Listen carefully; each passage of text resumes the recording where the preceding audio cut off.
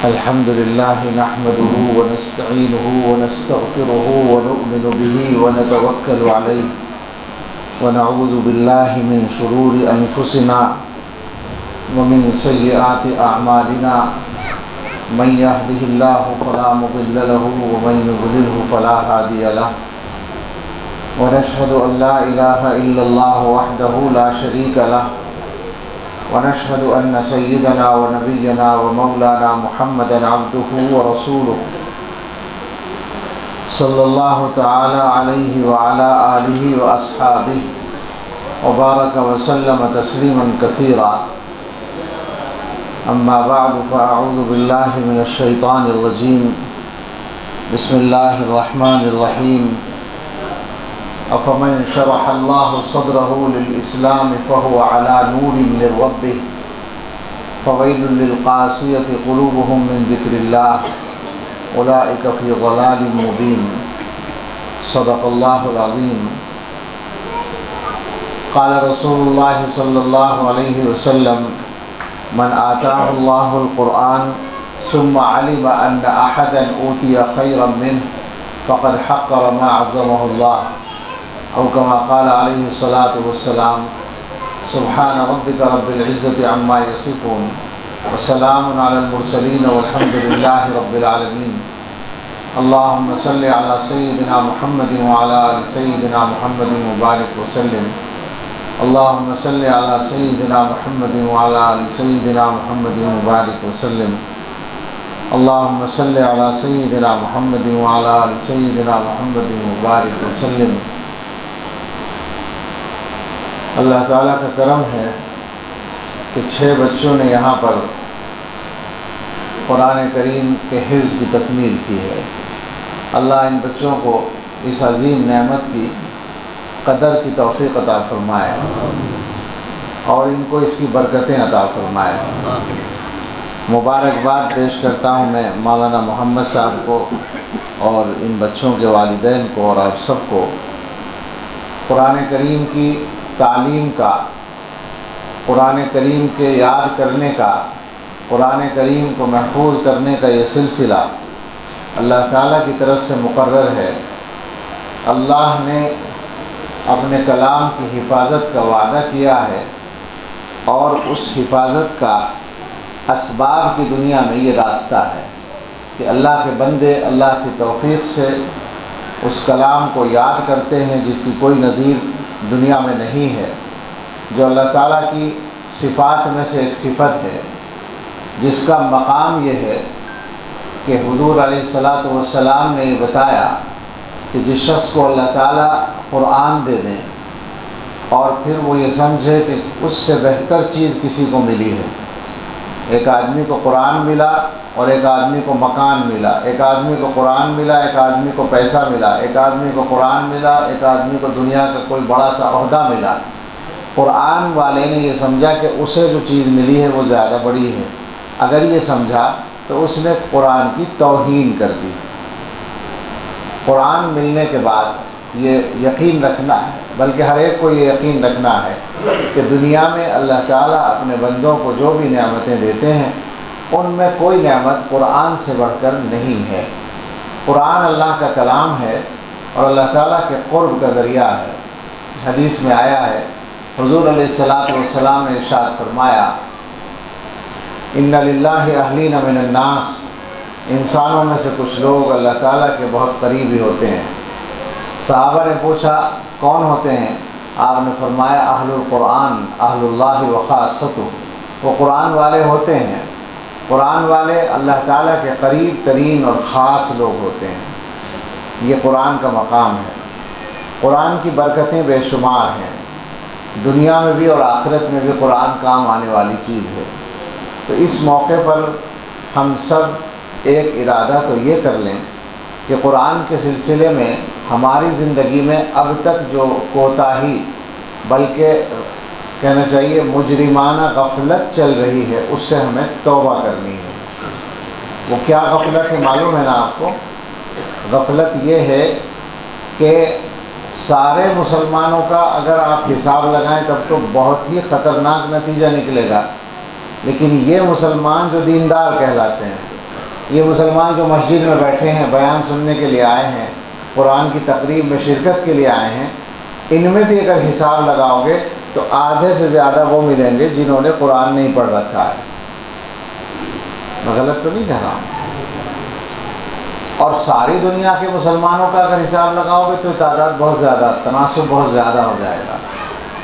سوال یہ ہے کہ اگر قیامت کے دن اللہ تعالیٰ یہ پوچھیں کہ ہم نے تمہاری ہدایت کے لیے، تمہارے کام بنانے کے لیے، تمہیں صحیح راستہ دکھانے کے لیے اپنا کلام بھیجا تھا، تو تم نے اس کو یاد کیا اور پڑھا اور اس پہ عمل کیا اور اس کو سمجھا؟ آپ کہیں جی وہ ہم تو پڑھے ہوئے نہیں تھے، ہم نے تو قرآن نہیں پڑھا تھا۔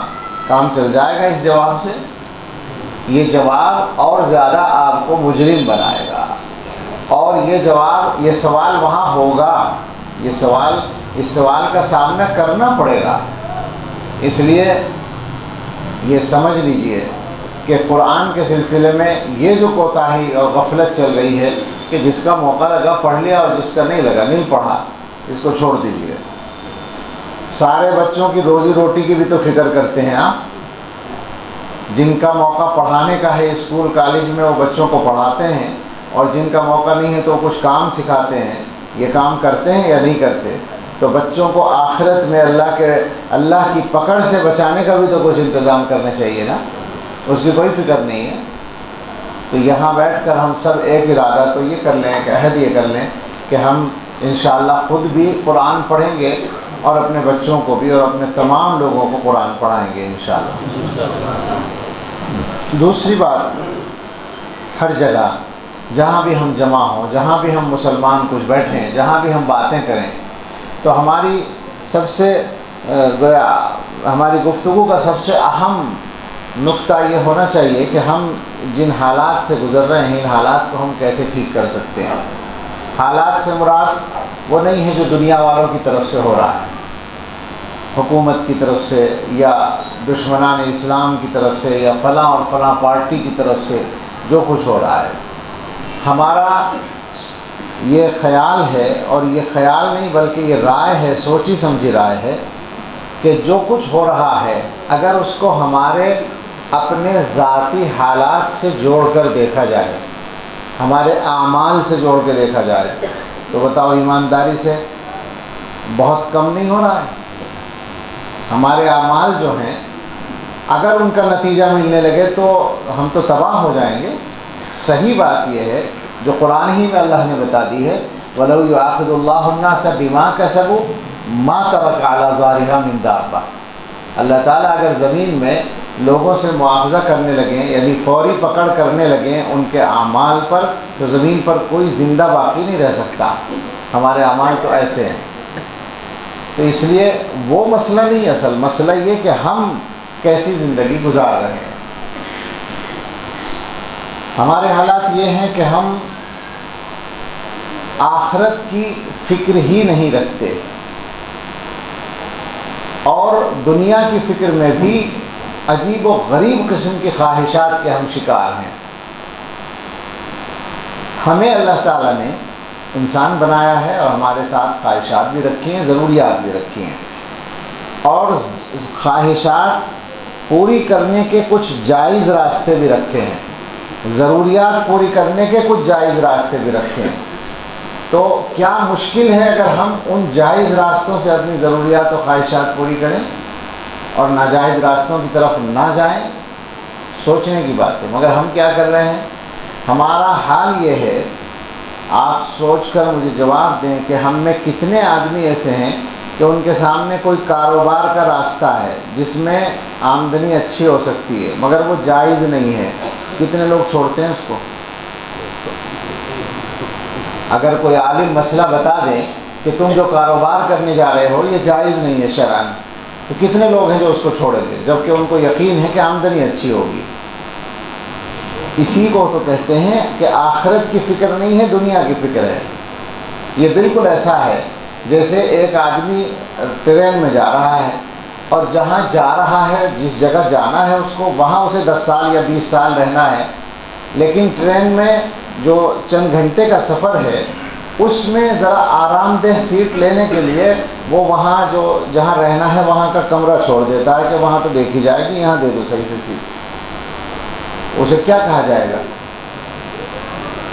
سب سے بڑا بیوقوف وہی ہوگا نا کہ بھائی چند گھنٹے کے آرام کے لیے وہ 20 سال کا جو کمرہ تھا وہ چھوڑ دیا جہاں اس میں رہنے کی ضرورت تھی۔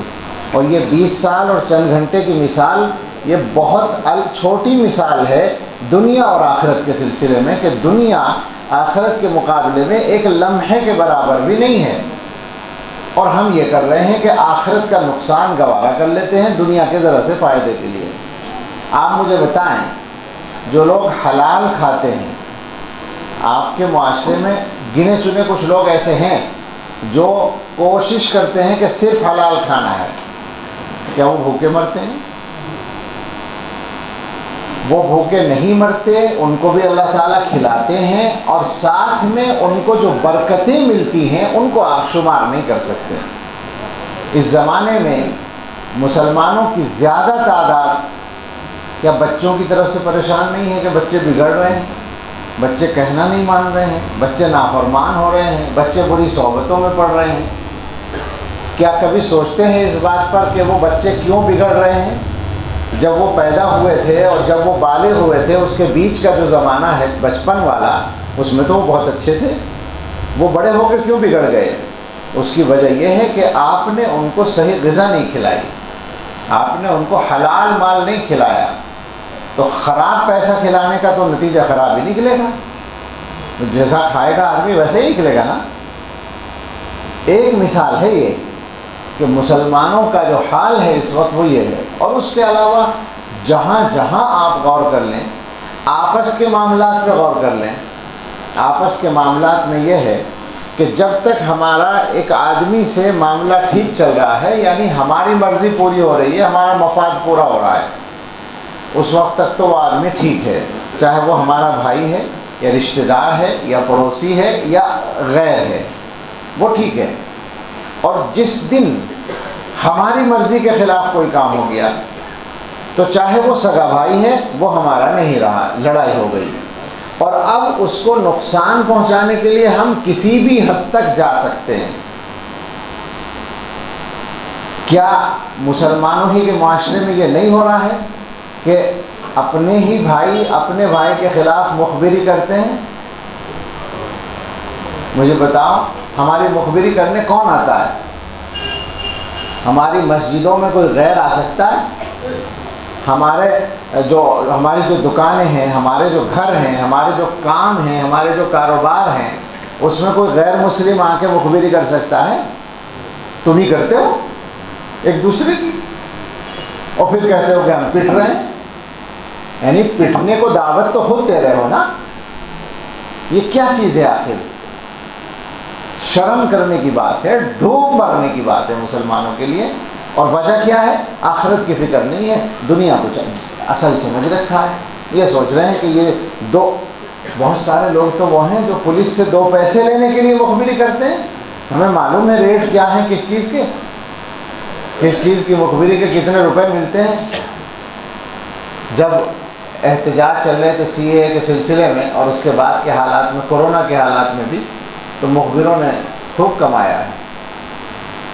میں یہ نہیں کہتا کہ کوئی قانون کے خلاف کرے تو آپ اس کی تائید کریں، لیکن کیا ساری خبریں سچی دی ہیں مخبروں نے؟ کیا جھوٹ نہیں بولا ہے؟ سوال یہ ہے، تم اپنے بھائی کے خلاف جھوٹ بول کر پیٹ بھرو، 2 گناہ ایک ساتھ، مسلمان کو ستانا، تکلیف پہنچانا اور جھوٹ بولنا ساتھ میں، اور پھر تم یہ امید کرو کہ تمہیں عزت ملے۔ کتنی تعجب کی بات ہے، کیوں ہوتا ہے ایسا؟ اپنی انا کے لیے، اپنی بڑائی کے لیے، اپنی چودراہٹ قائم رکھنے کے لیے، مجھے بتائیں کہ کتنے بڑے بڑے نقصان مسلمان نہیں کر دیتے ہیں، مسلمانوں کے، ملت کے، دین کے نقصان۔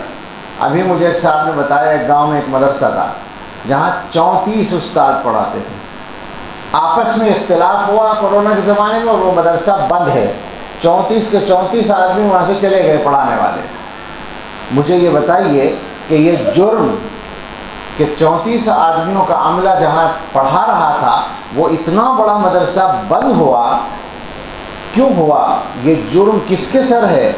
وہ جو آپس میں جن لوگوں نے اختلاف کیا، کیا اختلاف ہوگا؟ زیادہ سے زیادہ اناہی کا تو اختلاف ہوگا، بڑائی کا تو اختلاف ہوگا، اور کیا ہوگا کہ میں بنوں یا تم بنو؟ اتنا بڑا نقصان، اور وہ مسلمان جو دیندار کہلاتے ہیں، جو مدرسوں سے جڑے ہوئے ہیں، جو مدرسوں کے ذمہ دار بنتے ہیں، ان کا حال ہے۔ آپ سوچیں ذرا کہ ہم کہاں جا رہے ہیں، کیا کر رہے ہیں، اور پھر ہمیں یہ امید کریں کہ اللہ کی مدد ہمارے ساتھ آئے۔ اللہ کی مدد خامخواہ بھاگی نہیں پھرتی کہیں، اللہ کی مدد اللہ کے اچھے بندوں کے پاس آیا کرتی ہے۔ ہم تو اللہ تعالیٰ کی مدد کو اپنے سے دور کرنے کے کام کر رہے ہیں۔ مرض کیا ہے؟ مرض کو سمجھ لو، اصل بیماری دلوں کی بیماری ہے کہ آخرت کی فکر نہیں ہے، دنیا کی فکر ہے۔ ایمان دلوں کے اندر بہت دبا ہوا ہے، دنیا کی ضرورتیں اور خواہشات اس کے اوپر چڑھی ہوئی ہیں۔ میں نے ایک آیت پڑھی ہے، اللہ تعالیٰ فرماتے ہیں کہ جس شخص کے سینے کو اللہ تعالیٰ اسلام کے لیے کھول دے اور اس کو اپنے رب کی طرف سے ایک نور حاصل ہو، وہ ایسے لوگوں کی طرح نہیں ہو سکتا۔ وہاں پوری بات لفظوں میں نہیں بیان کی گئی، مفہوم یہ ہے کہ جو لوگ اس نور سے محروم ہیں اور ان کے دل سخت ہیں، ایسے لوگوں کی طرح یہ ایمان والا نہیں ہو سکتا۔ اس آیت میں جو یہ لفظ آیا کہ اللہ تعالیٰ سینے کو کھول دیں اسلام کے لیے، اس پر صحابہ کرام نے رسول اللہ صلی اللہ تعالیٰ علیہ وسلم سے سوال کیا کہ یہ سینہ کھولنے کا کیا مطلب ہے؟ تو حضور علیہ السلام نے فرمایا ان النور اذا دخل الصدر انفسح، جب نور ایمان دل میں داخل ہو جاتا ہے تو وہ کھل جاتا ہے، کشادہ ہو جاتا ہے، یعنی اس کے اندر وسعت اور گنجائش پیدا ہو جاتی ہے۔ تو صحابہ نے یہ سوچا کہ اب کے بھی اتنی بات کھل کر نہیں آئی، تو مزید ایک سوال کیا، فَهَلْ لِذَلِكَ مِنْ عَلَمٍ يُعْرَفُ بِهِ، یہ جو آپ فرما رہے ہیں سینہ کھل جاتا ہے، دل کشادہ ہو جاتا ہے، اس کی کوئی علامت بھی ہے جس سے ہم اس کو پہچان لیں؟ آپ نے فرمایا کہ ہاں، التجافی عن دار الغرور والانابۃ الی دار الخلود والتأہب للموت قبل نزول، یہ 3 علامتیں ہیں۔ یہ دنیا جو دھوکے کا گھر ہے، اس سے طبیعت کا الگ ہونا، اچاٹ ہونا، بیزار ہونا، مقصد ہے دلچسپی نہ ہونا، اور جو ہمیشگی کا گھر ہے آخرت، اس کی طرف توجہ ہونا، اور موت کے آنے سے پہلے موت کی تیاری کرنا۔ یہ جو پہلا ٹکڑا حضور نے فرمایا التجافی عن دار الغرور، آپ ذرا غور کریں اس پر، یہ دنیا دھوکے کا گھر ہے۔ کیا اس کے دھوکے قدم قدم پہ ہم نے دیکھے نہیں ہیں؟ کیا ہم نے نہیں دیکھا کہ ایک آدمی نے لاکھوں کروڑوں روپیہ کمایا اور جب اس کا پھل کھانے کا وقت آیا وہ تو دنیا سے چلا گیا؟ کیا ہم نے نہیں دیکھا ایسا کہ ایک آدمی نے شادی کی تیاری کی اور اس کے بعد شادی کا نمبر آیا اور اس کا انتقال ہو گیا؟ شادی کر کے لے آیا اور راستے میں حادثہ ہو گیا، خبریں آتی رہتی ہیں نا، بارات کی بس الٹ گئی، دولہا دلہن بھی ختم ہو گئے، ایسا نہیں ہوتا؟ ہمارے یہاں بجنور میں ایک جگہ ہوا تھا کہ دولہا کپڑے بدلنے کے لیے نہانے گیا، بارات تیار ہے، غسل خانے میں گیزر تھا، اس سے بجلی نے پکڑا اور وہ مر گیا۔ تو قدم قدم پر ہمیں یہ تجربے ہوتے ہیں کہ یہ دنیا دھوکے کی جگہ۔ پھر یہ کہ دنیا والے کتنا دھوکہ دیتے ہیں انسان کو، یہ اس اعتبار سے بھی دھوکے کی جگہ ہے۔ پھر یہ کہ شیطان انسان کو کتنا دھوکہ دیتا ہے، اس اعتبار سے بھی دھوکے کی جگہ ہے۔ تو ایسی دھوکے کی جگہ سے کم دلچسپی تو نہیں ہونی چاہیے۔ ہم یہ نہیں کہتے کہ اس کا کوئی کام نہ کرو، دنیا کی ضرورتوں کے سارے کام کرنے ہیں۔ ہمیں شریعت نے یہ تعلیم دی ہے کہ دنیا کی ضرورتیں پوری کرنے کے لیے حلال آمدنی کے لیے کوئی آدمی محنت کرتا ہے، روزگار کے لیے محنت کرتا ہے، اور دنیا کی جائز ضرورتیں اور جائز خواہشات پوری کرنے کے لیے جائز راستوں سے کوشش کرتا ہے، اس میں وقت لگاتا ہے، تو اس میں آخرت کا کوئی نقصان نہیں ہے۔ رسول اللہ صلی اللہ تعالیٰ علیہ وسلم نے باقاعدہ صحابہ کو سکھایا ہے کہ کسی سے مانگو نہیں بلکہ خود کماؤ اپنی ضرورتوں کے لیے۔ خود کماؤ، اور حضور صلی اللہ علیہ وسلم تجارت فرماتے تھے، انبیاء علیہ السلام نے تجارتیں کی ہیں، صحابہ نے کھیتی کی ہے، تجارت کی ہے، اور طرح طرح کے کام کیے۔ بھائی مدینے میں رہنے والے جتنے حضرات تھے، وہ جو ایمان والے حضرات تھے، وہ سارے صحابہ ہی تھے، اور ان میں کوئی کسی چیز کی دکان کرتا تھا، کوئی کسی چیز کی دکان کرتا تھا، کوئی کھیتی کرتا تھا، کوئی مستری تھا، کوئی کچھ اور تھا، یہ سب ہوتا تھا نا۔ تو اپنے روزگار کے لیے محنت کرنا، یہ تو رسول اللہ صلی اللہ علیہ وسلم نے سکھایا، شریعت نے یہی تعلیم دی ہے۔ ایک آدمی مکان بنا رہا ہے اپنی ضرورت کے لیے، اور مکان کے لیے مناسب انداز میں زینت اور اس کی صفائی اور پختگی اس کے لیے کام کر رہا ہے، بالکل صحیح ہے، کوئی حرج نہیں۔ حضرت تھانوی رحمۃ اللہ علیہ نے لکھا ہے کہ جائز ضروریات اور جائز خواہشات پوری کرنے کے لیے جو کچھ محنت کی جائے وہ درست ہے، اس میں کوئی حرج نہیں۔ اللہ نے ہمیں دنیا چھوڑنے کے لیے نہیں کہا، لیکن کم سے کم اتنا تو ہونا چاہیے کہ آدمی کی نظر میں دنیا جہاں ہونی چاہیے وہیں رہے، اور آخرت جہاں ہونی چاہیے وہیں رہے۔ جہاں جلدی سے جلدی جانا ہے اور پھر جانے کے بعد واپس نہیں آنا، ہمیشہ رہنا ہے۔ آپ سوچیں ذرا ایک منٹ کے لیے، کوئی ہے ہم میں سے جو یہ بتا سکے کہ آج شام تک وہ زندہ رہے گا؟ اذان تک ہی کوئی دعویٰ کر دے کہ میں زندہ رہوں گا؟ کچھ پتہ نہیں ہے کسی کا بھی۔ تو جب اتنا خطرہ ہر وقت سامنے ہے تو کم سے کم اس کی اتنی فکر تو ہو کہ آدمی کوشش کرے وہاں کا نقصان نہ ہو، اور اگر خدا نہ خواستہ ہو جائے غلطی تو کم سے کم توبہ کرنے کی تو عادت ہو آدمی کو، اللہ سے ڈرنے کا تو مزاج ہو۔ آدمی ماں باپ کی کبھی کبھی نافرمانی کرتا ہے، جب تک وہ چھوٹا ہو تو اسے ڈر لگتا ہے ماں باپ سے۔ ماں باپ نے کوئی بات کہی تھی کہ یہ کام کرنا ہے، وہ نہیں کر سکا تو سوچتا ہے کہ ابا دیکھ نہ لیں، باز پرس کریں گے، پوچھیں گے کام کیا ہے نہیں۔ کسی کام کے کرنے سے منع کیا تھا اور وہ غلطی سے کر بیٹھا تو ڈرتا ہے کہ مجھ سے باز پرس ہوگی، پٹائی ہو سکتی ہے۔ تو یہ ڈر جو والدین کا ایک زمانے میں آدمی پر ہوتا ہے، کم سے کم اتنا ڈر اللہ تعالیٰ کا ہی ہو آدمی کے مزاج میں، اسے یہ خیال ہو کہ میں نے گناہ کیا ہے تو کہیں اللہ کی پکڑ نہ ہو، کہیں آخرت میں مجھ سے سوال نہ ہو، لہٰذا میں توبہ کر لوں، لہٰذا میں ٹھیک بن جاؤں، اپنے آپ کو ٹھیک کر لوں، آئندہ غلطی نہ کرنے کا عہد کر لوں۔ یہ سب کچھ ہونا چاہیے نا، ایمان کا یہ تقاضا ہے۔ ایمان جب دلوں میں داخل ہوتا ہے تو حضور نے بتایا کہ 3 علامتیں ہیں اس کی، کہ یہ جو دھوکے کا گھر، آپ ادھر بیٹھ جائیں آگے، یہ جو دھوکے کا گھر ہے اس سے طبیعت کا اچاٹ ہونا، دور ہونا، اور جو ہمیشگی کا گھر ہے اس کی طرف توجہ ہونا، یعنی دلچسپی ہونا، اور موت کے آنے سے پہلے موت کی تیاری۔ ظاہر بات ہے موت کے بعد کی زندگی کے لیے تیاری جو ہے وہ کب ہوگی؟ مرنے سے پہلے ہی ہوگی نا۔ اور مرنے کا پروگرام کب ہے؟ کیا خیال ہے؟ سوچو اس بات کو، میں مذاق نہیں کر رہا بلکہ اس لیے بول رہا ہوں کہ یاد رہے گی یہ بات یاد رہے۔ نہیں بھائی، جو جب نہیں مانگا تو کیوں دیتے ہو؟ بس بات سنتے رہو، اس سے بھی خلل ہوتا ہے۔ مجبوری ہو تو ٹھیک ہے پانی، لیکن یوں ہی میری ضیافت کے لیے یا اکرام کے لیے پانی پیش کرو تو اس سے بھی تو خلل ہوتا ہے۔ گفتگو ٹوٹ گئی جو چل رہی تھی۔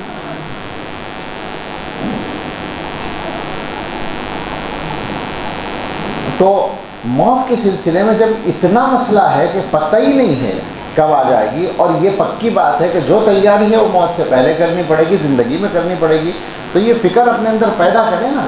اب یہ نظمیں پڑھی جا رہی تھی کہ اللہ والوں کی صحبت ایسا کرتی ہے، اور حضرت مولانا اکرم صاحب نے تو علماء کی فضیلت پر بیان کیا۔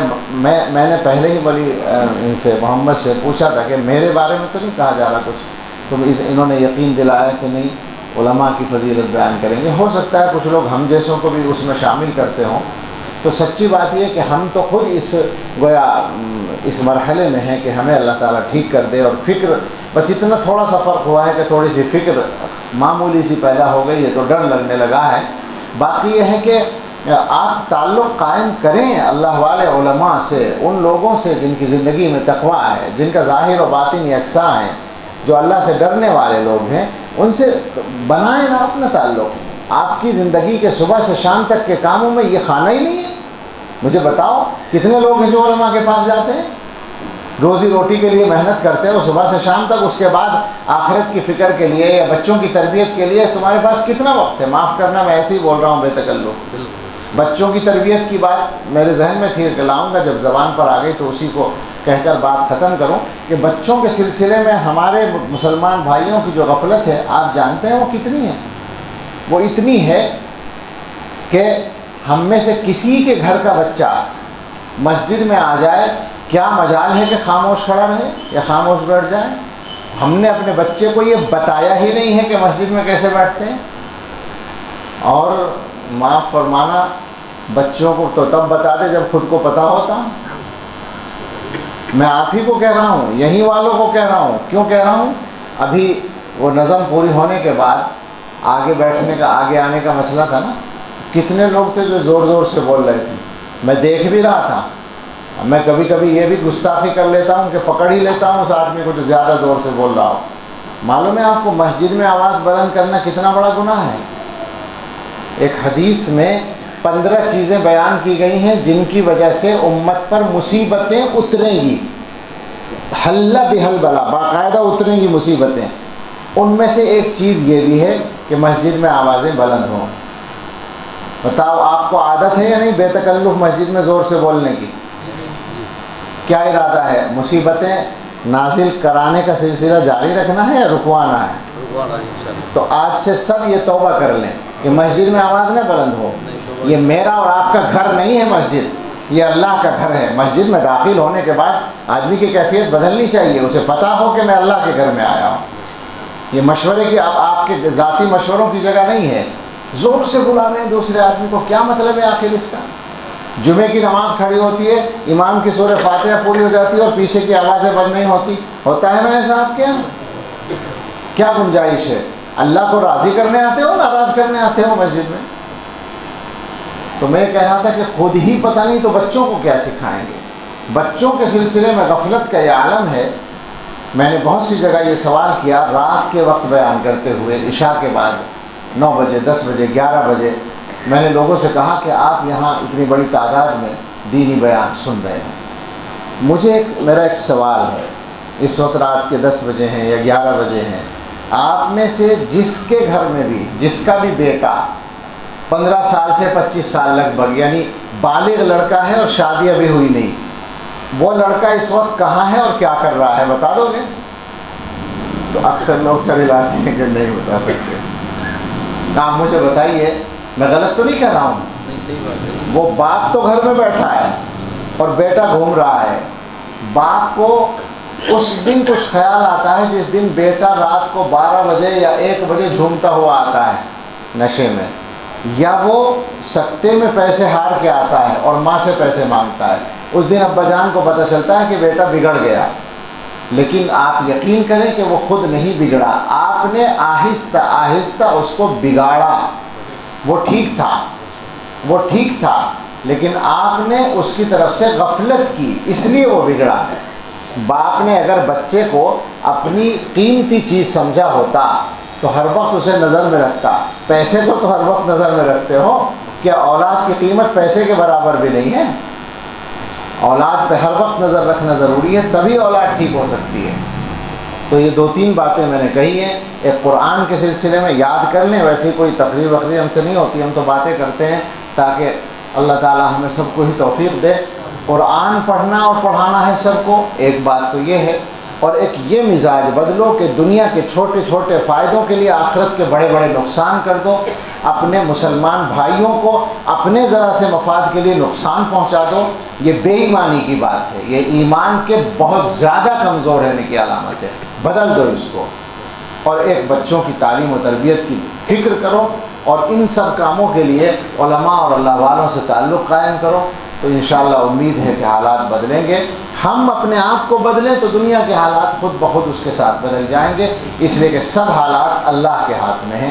ہمارا رشتہ اللہ تعالیٰ سے صحیح ہو تو معاملات سب صحیح ہو جائیں گے۔ ایک بار پھر مبارکباد پیش کرتا ہوں مولانا محمد صاحب کو، بہت دنوں سے ان کا حکم تھا آنے کا، اور بچوں پر یہاں انہوں نے محنت کی ہے، بتاتے رہے مجھ سے تعلق ہے کئی سال سے ان کا، خوشی ہوئی آ کر۔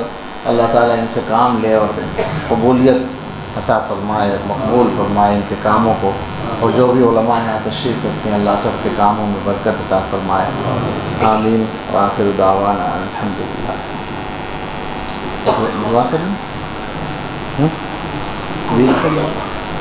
یہ کہتے ہیں کہ توبہ کے کلمات پڑھوا دو. ہمارا معمول ہم لوگ بیان کے بعد توبہ کرنے کی کوشش کرتے ہیں ہمارے ساتھ میں، آپ بھی کر لیں. اور عام طور پر ہمارے سلسلے میں بیعت کے لیے بھی یہی کلمات پڑھے جاتے ہیں، تو کسی کی بیعت کی نیت ہو تو وہ بھی بیعت بھی ہو سکتے ہیں انہی کلمات میں، لیکن سارے لوگ توبہ کی نیت سے تو ضرور پڑھ لیں. میں بھی توبہ کرتا ہوں، آپ بھی کریں، اور رسمی توبہ نہیں بلکہ ارادہ کریں اپنے آپ کو بدلنے کا، اپنے حالات بدلنے کا. بسم اللہ الرحمن الرحیم. لا الہ الا اللہ محمد الرسول اللہ صلی اللہ علیہ وسلم. آمنت باللہ وملائکتہ وکتبہ ورسلہ والیوم الآخر والقدر خیرہ وشرہ من اللہ تعالی والبعث بعد الموت. آمنت باللہ کما ہوا باسمائہ وصفاتہ وقبلت جمیع احکامہ. اشہد ان لا الہ الا اللہ واشہد ان محمدا عبدہ ورسولہ. استغفر اللہ ربی من کل ذنب واتوب الیہ.